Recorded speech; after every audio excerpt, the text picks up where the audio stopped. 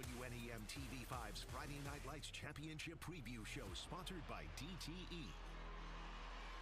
Hey everyone, and welcome into our Friday Night Lights Championship Preview Show. It's hard to believe that it's the final week of high school football. No doubt about it, Mark. Our area has two teams that made it to Ford Field, Mount Pleasant in Division 3 and Harbor Beach in Division 8. During the next half hour, we'll preview both the Oilers and Pirates, as well as show our play of the season. Certainly a jam-packed show, so let's get started by looking at when both teams will play. Harbor Beach and Hudson are actually the very first state title game happening this year at Ford Field in Division 8. Kickoff is slated for Friday at 9:30 a.m.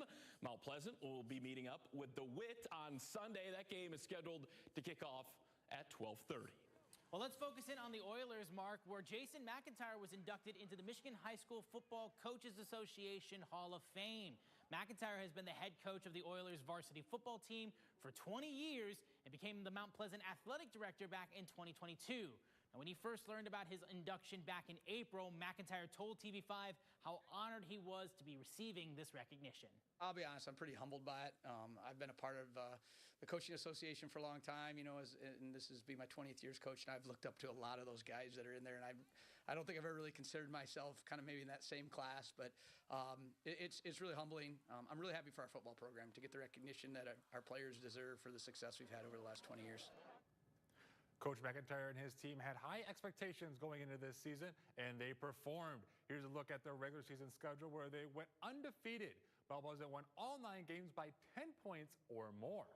Well, to be the champs, you have to beat the champs, and that was the case in Week 8 when the Oilers faced Midland High for the conference title. This game would be a nail-biter for all 48 minutes. Well, fast forward to the fourth quarter, where Mount Pleasant would be willed to victory by one Graham Phillips, who just refuses to be denied, bouncing off defenders, just fighting for the first down. And then with the Oilers up by 3, Mount Pleasant would cash in with Phillips again to secure the victory 10-0 and take back their Saginaw Valley League North Championship. Mount Pleasant went 9-0 in the regular season after going 5-4 last year. Earlier this week, I had a chance to catch up with 2 of the seniors leading the way, Graham Phillips and Will Garcia. What has allowed this team to be able to have so much success through 13 games? You know, I think it's a lot of hard work. You know, I think we spend all off season just looking to improve, not even for ourselves, but for each other and our coaches. And I think just coming ready to work every day, you know, it's something special that not a lot of teams get to do through 13 and now 14 weeks. Now you guys get obviously a pretty tough team in DeWitt, who's also undefeated. Have had their way with several teams this year. What have you seen on tape that maybe makes them challenging as a team? I think their O-line and their D-line is physical, and they're big, and I think they do their jobs really well. And I know they got a couple guys at the skill position that can get it done too. You know, I think they're a good all-around team, but I think we've played good teams all year, and I think I think we're a pretty dang good team, so, you know, they got to play us still. We run a ton of formations. They run a ton of formations. They love to run the ball. We love to run the ball. They're a lot like us. It's a different school, and really excited to play them. Being a senior leader, how much responsibility do you take in a game like this? I take a lot of responsibility, and mainly with the linebackers, I'd say, and my D-line on knowing what their jobs are and stuff like that. Like, we have a linebacker film each week that we try to do. I try to get to know some of my teammates' jobs so that I can help them out. Try to have everybody mentally prepared and ready to go for Friday, Saturday, Sunday, you know, whatever day we're playing. I think it's a special thing to be able to, you know, just be ready to go out there and battle for 4 quarters. And I think kind of the job that I kind of see myself taking is getting guys ready to go, compete, and battle for 4 quarters. 2011 was the last time this team was able to go to the state finals. To be able to be in that conversation, what does that mean to you? And then to be able to represent such a great community and program. Yeah, you know, I think it's special. You know, this place is really special. I think the community cares a lot. Our school cares a lot. Everybody on this team gives everything they got. So I think it's just, I feel special to be able to do this great opportunity with my teammates. What do you believe that opportunity will be like come Sunday? I think it'll be probably the best football experience we've ever had. But again, you know, it's another game on the schedule, and that's how we're going to treat it. But yeah, it's a dream come true, especially in Mount Pleasant, because it's only happened one other time, and just I'm a very strong Oiler, and I think it's pretty awesome to be a part of a group like that. Both these guys were a joy to chat with. Now, before we continue on, we want to highlight our Friday Night Lights Championship Preview Show sponsor, DTE. So after going 9-0 in the regular season, Mount Pleasant continued their dominance in the playoffs. The Oilers defeated Bay City Western in the opening round, which set up a showdown with Gaylord for the district title. Mount Pleasant was in full control the entire game in all three phases. The offense, defense, and special teams were firing at all cylinders, and the Oilers would cruise to a 42-0 win and earn their first district championship in 10 years. In the regional round, Mount Pleasant faced an old playoff foe, East Grand Rapids, who were 5-1 all-time against the Oilers entering this game. And the last time these two teams met up was in 2015, when the Pioneers won 35-0 in the regional championship. This game was all about the duo of Xavier Krager and Zay Rodriguez. The Oilers were up 7-6, and Krager would find Rodriguez in the end zone not one, not two, but 3 times in this game to help them pull away and win 28-14. And for the first time in 14 years, Mount Pleasant were regional champions, but they weren't done yet. Yeah, you got that right. With the Oilers needing just one more win to get to Ford Field, Mount Pleasant would meet up with Lowell in Greenville. And let me tell you this very nicely, this game was not close. From the opening kickoff, the Oilers dominated. At one point in this game, Mount Pleasant led 35-0. The Oilers would close it out and earn a 41-21 victory and punch their ticket to the state championship game against DeWitt. Now, this is just the second time in program history that Mount Pleasant is playing for a state championship. The first came back in 2011. Oilers head coach Jason McIntyre was the coach of that team, as well as this is his 20th season as Mount Pleasant's head coach. Earlier this week, I caught up with him to ask how this 2025 team has been so dominant. This team has bought into what I think I've learned is what it takes to be successful, in the sense that we don't get caught up in the outcomes. We don't get focused on we have to win the SBL. We have to win this many games to get in the playoffs. We have to win a playoff game. They focus on the process of getting those outcomes. And I think that's one thing I've learned in my time. And these guys have bought into that. They prepare every week for their opponent. They focus on the process, not the product. And I'm really thankful that they do that, and it's paid off. With any great team, there's always fantastic leadership. What can you say about your captains this season and how they've kind of steered the ship to 13-0?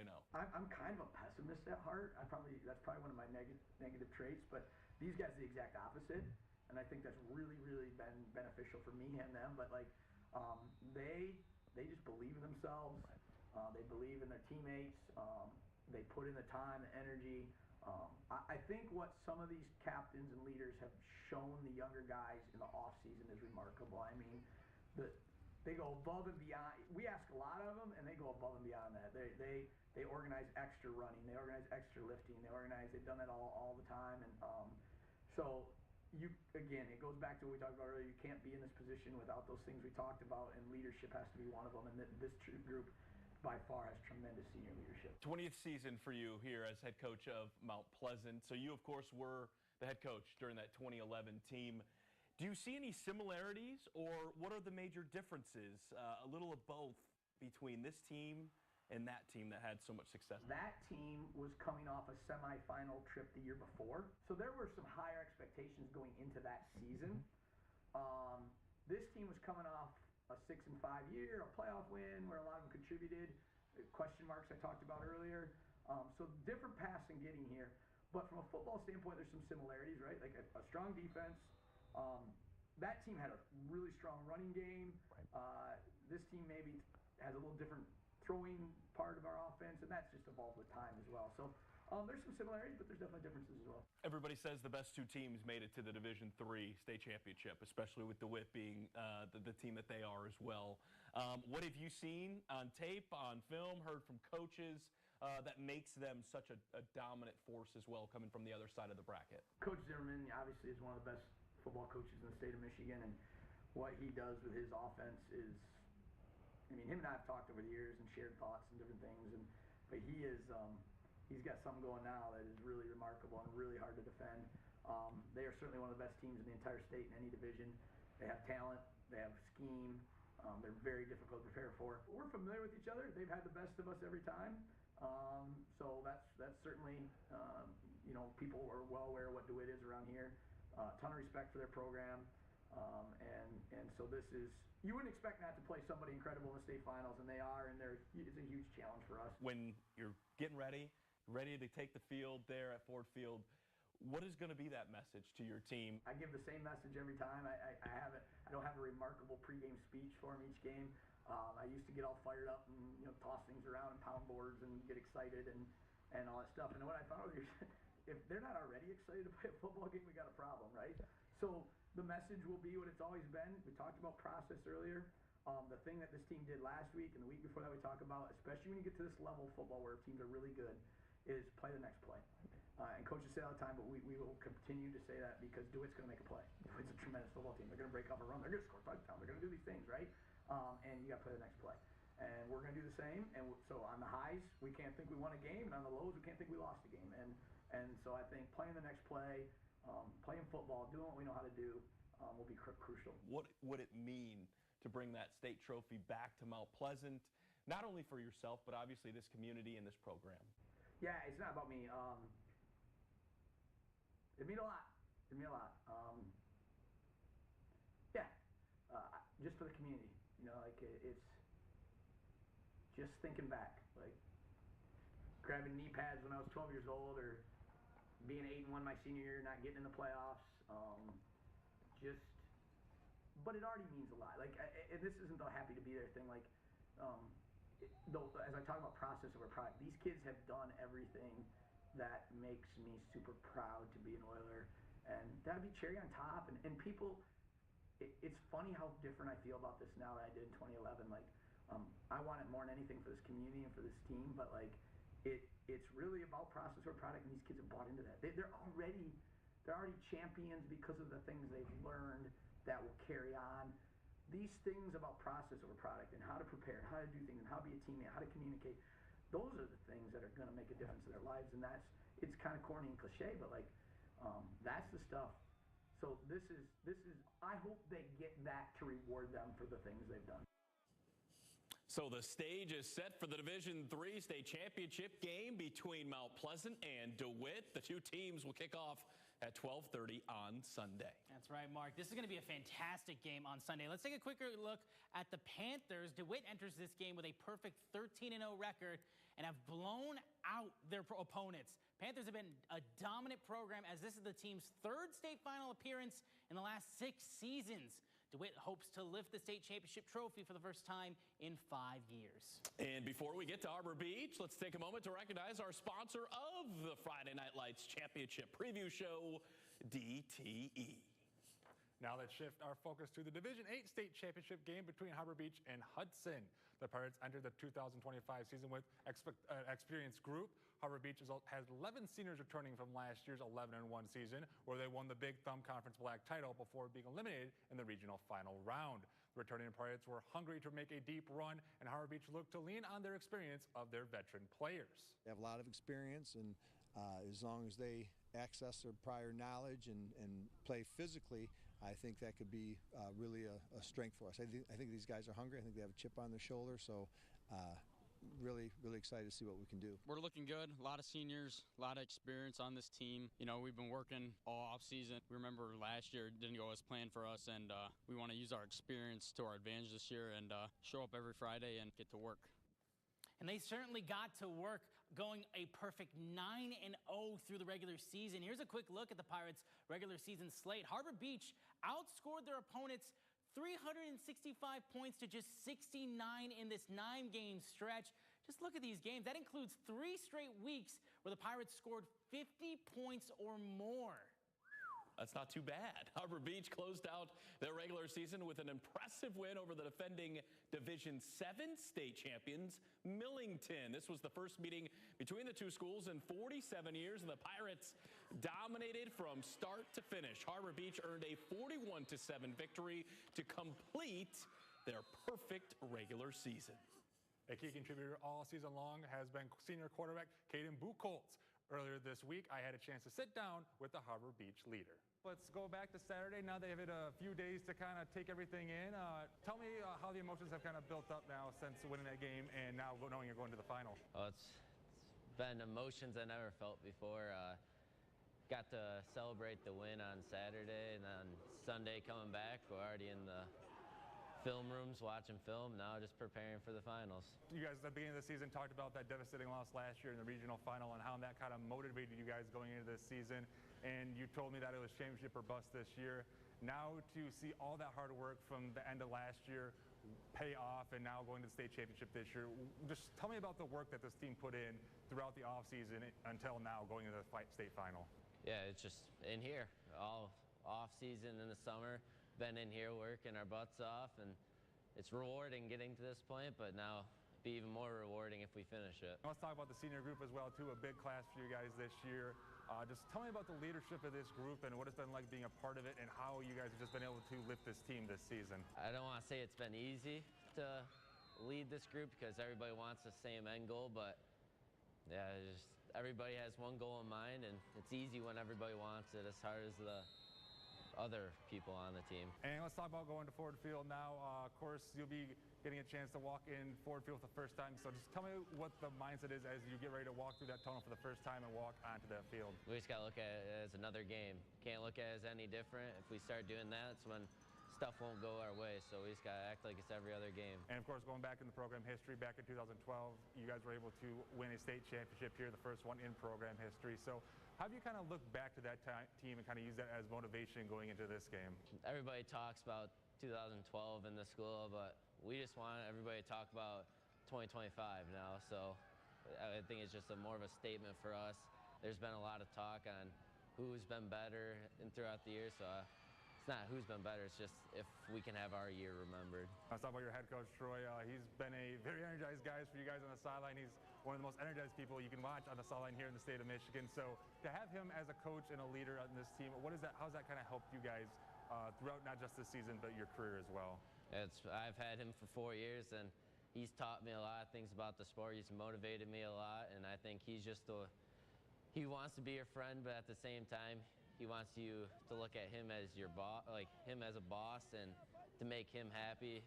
Everybody has the same idea of him. We have to please him before we please ourselves. Let's take a look at your opponent coming up here on Friday, Hudson. Just give me your thoughts on that team and what you've seen from them.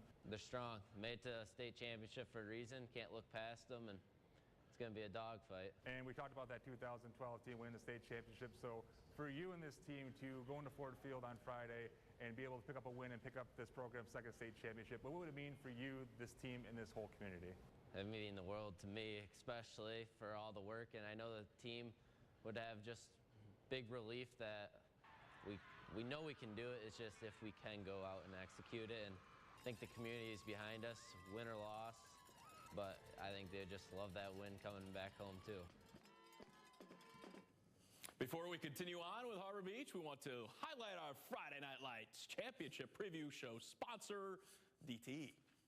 Well, the Pirates' dominance didn't stop in the regular season. It continued during these playoffs. In the district final, Harbor Beach had a conference rematch against Unionville-Sebewaing, who beat the Pirates, who the Pirates beat back in Week 5. And in Week 11, it was a very similar story. Harbor Beach defended their home field, earning a 35-12 win to become back-to-back district champions.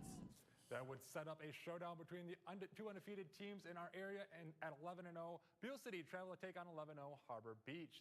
They are the reigning defending Division 8 state champions, and it was another strong game for senior quarterback Caden Buchholz, who had multiple touchdowns for the Pirates.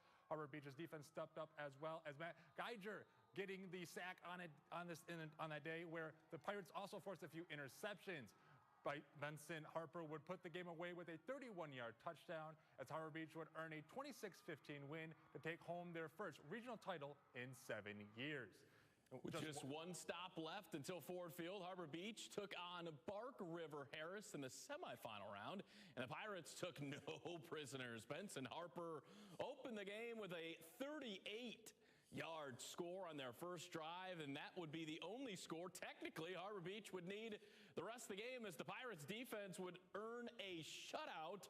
Harbor Beach made a statement, winning 40-0 and are returning to the state championship game for the second time in school history. The first time the Pirates went to the state title game was back in 2012. Harbor Beach defeated Beale City and were crowned Division 8 state champs. The Pirates would raise the trophy again. This time they'll be taking on Hudson. Harbor Beach head coach Troy Schelke was leading the Pirates in 2012 and hopes 2025 has the same result. Going back to last Saturday, had a couple days now to comprehend winning the semifinals and going to the state championship. So just tell me a little about how it feels like to be going to that state championship game on Friday. Yeah, our guys have had a great run here, really all season. Guys have stepped up. We had a lot of injuries mid-season, and so people have been stepping up left and right. And our guys have worked so hard, invested so much time. They're very, very pumped up to have this fifth game. You know, we've been kind of saying so far this week, we're not as excited about the venue as we are excited about the opportunity to compete against a great Hudson team and try to go win the state championship. Going back to last season, I know the players were really devastated with losing that regional final game, and that was the motivation going into this year. And this team mindset going into the season, when I talked to you guys in the offseason, was championship or bust. So to be able to see the team just continue to put the effort in from last year and all the hard work, just tell me what it was like watching this team from the end of last year to where they are now in the work they've done. Yeah, I think that Fowler game is still motivation for us. You know, Fowler really kicked our butts, and you know, I think some of us assumed that Fowler would just be the state championship, but right away we said after that's not the way it works. And you know, Beale City was the state champions last year. This year, beating Beale City was a huge thing for us. That was the same week, playoff week as Fowler, but that doesn't guarantee us a state championship either. So you got to win 5 to be state champs, and now a very good Hudson team is in front of us. So just a great, fantastic season up to this point. The guys have just been tremendous, both in the classroom, in the weight room, film room, practice field. So really have an outstanding group here. Talking about this group, let's talk about the senior class a little bit. Of course, you got a bigger senior class this season. So just tell me what they've kind of meant to this group this year and how they've been able to help this team improve throughout this season. You know, I would say selfless. These guys have been selfless. Guys have been willing to do whatever role is necessary to help the team. You know, I think of a guy like Luke Bisher has played offensive tackle for us. One week when we needed him, he's played every other offensive position other than maybe center, and he's a senior. He just does it willingly. When we put him at tackle the one week, he said he'll do anything for the team. And so you go down our roster and we have people like that, willing to do whatever it takes to be successful. Let's go to your coaching a little bit as well too. In my mind, watching you throughout the years, you've been one of the most energized coaches I get to watch on the sideline. And I think my favorite thing is watching you on kickoff, just clapping the guys on and yelling their names out. So to be able to have that kind of energy on the sideline and be able to help this team get motivated, what does that kind of mean for you and this team to kind of have that kind of energy each and every week? Yeah, thank you very much. I appreciate that. You know, we talk about being high energy. You know, in school, you should be high energy, but the right type of high energy. You know, when you step on that field, you need that energy, and our guys have really done that. I don't think we have had a moment where we haven't been energetic. I love the kickoff in football. I think that's one of the greatest plays, and you know, being a special teams demon is a really good role to have on a team. And so, yeah, our guys have been very energetic. We have an older staff, but we're a bunch of energetic old guys. And these guys are taking us on a nice run. Now, going back to 2012, when you guys were able to help lead this team to their first state championship in program history, looking back at that team and looking at this team this year, what is just the comparison between those two groups that you see? Anytime you have a team that wants it more than the coaching staff, you have real potential. And so, real comparison is these players want it, and they know when we don't play our best, and they want to play their best. And you know, they study as much film as much of the coaching staff. And so if you have players that really want it and then back that up with the time and the effort, you really have a chance to do something. And so that factor is really the common thing between any great team we have, not just our championship teams, but any great team we have. This is going to be your second trip as a head coach going to the state championship game, third time overall as a coach here at Harbor Beach going to the state title game. So what can you kind of take from those previous experiences and help you come this Friday? You know, I'd say the first time we went there at Pontiac Silverdome, we were probably just a little too excited to be there and you know, worried about the venue. And I was a young man myself. I was too into the venue. So the second time took a more business-like approach and probably even a more business-like approach. Now we're not so worried or focused on Ford Field, but focused on the task at hand, and that's trying to beat a great Hudson team. And let's dive into your opponent a little bit here in Hudson. Just what have you seen from this team so far, and what are you expecting from that group? Hudson, you know, they're really sound and really athletic. They got big guys up front on offense and defense. They got, you know, skill guys all over the place. They do a lot of things that we do. You know, they run the T, they fake well, and so you know, we're really going to have to try to be on point every play to try to slow them down. And you know, I think containing them is going to be huge. I don't think you're going to totally stop them. Offensively, we need to try to control the ball, but also make big plays. And then special teams and field position, I think, will be important also. So we got to try to get them in a close game and try to compete harder against them than anybody has all year. And then you know, I think if we do that, we have a chance. Going through your career, a very impressive career you've had. Being here head coach since 1997, a lot of accolades for you, being in the Michigan High School Football Hall of Fame. What would it mean for you, this team, and this community to bring home another state championship to Harbor Beach? Yeah, just another feather in our cap. You know, in 2012, coaching staff joked that, well, this buys us maybe 10 more years. It's bought us a few more years than that. So we say it's like a college degree. You know, you have it, you earned it honestly. They can't take it away from you. So we'd love to put another big number up in the gym, so it'd be a real point of pride. Be another arguing point. You know, which team in Harbor Beach history is the best team?